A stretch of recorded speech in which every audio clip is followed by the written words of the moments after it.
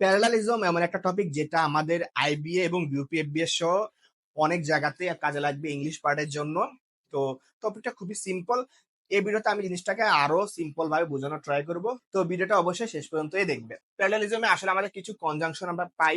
Conjunction গুলো হতে পারে বোথ এন্ড, বোথ এন্ড এর পরে অ্যাজ ওয়েল এজ হতে পারে, নেদার অর হতে পারে, এদার অর হতে পারে, রাদার দ্যান হতে পারে, প্রেফার টু হতে পারে, নট অনলি বাট অলসো হতে পারে, জাস্ট বাট হতে পারে, জাস্ট এন্ড হতে পারে।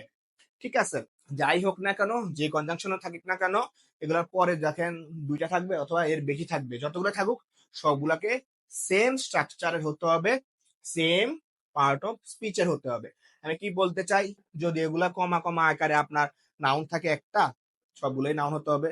আপনার একটা যদি অ্যাডজেক্টিভ হয় সবগুলোরই অ্যাডজেক্টিভ হতে হবে। একটা যদি জিরান্ট হয় সবগুলোরই জিরান্ট হতে হবে। তার মানে কি ফরম্যাটটা সেম হতে হবে। তো এত কথা দিয়ে না না বুঝে আমরা এক্সাম্পল দিয়ে বুঝি।